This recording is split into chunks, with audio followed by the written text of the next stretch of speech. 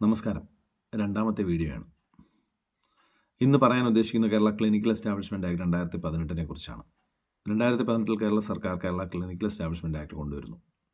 2019 IMAയും കേരളത്തിലെ private hospitals അസോസിയേഷനും അടക്കം 14 സംഘടനകൾ അതിനെതിരെ കേസിന് പോകുന്നു ഹൈക്കോടതിയിൽ. അൺകോൺസ്റ്റിറ്റ്യൂഷണലാണെന്നും ആർബിട്രറി ആണെന്നുമാണ് അവരുടെ വാദം. അതിൽ അഡ്വക്കേറ്റ് അജിത് ജോയ് മുഖേന റെസ്പോണ്ടൻ്റ് 21 ഞാൻ കക്ഷി ചേരുന്നു.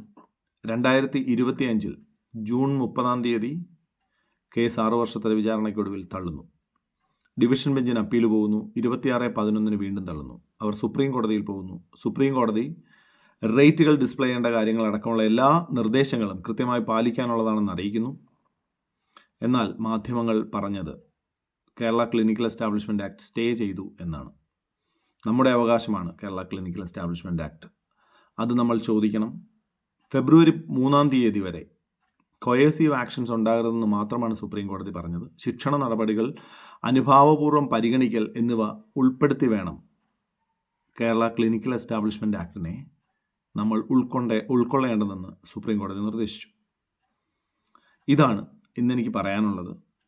കേരള ക്ലിനിക്കൽ എസ്റ്റാബ്ലിഷ്മെൻറ്റ് ആക്ട് പ്രാവർത്തികമാകേണ്ടത് നമ്മുടെ അവകാശമാണ്. നമ്മളുടെ ചോദ്യങ്ങൾക്ക് മുന്നിലാണ് ഹോസ്പിറ്റലുകളുള്ളത്.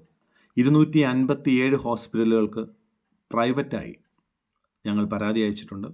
ആം ആദ്മി പാർട്ടിയിലെ സുഹൃത്തുക്കളടക്കം 23 ജൂണിന് വന്ന ആക്ടിനെ വിശദമാക്കാൻ വേണ്ടി പത്രസമ്മേളനം കൊല്ലത്ത് നടത്തിയിരുന്നു.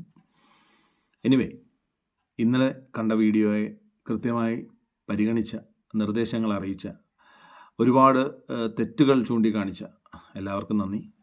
Thank you. നാളെ മറ്റൊരു വീഡിയോയിൽ കാണാം.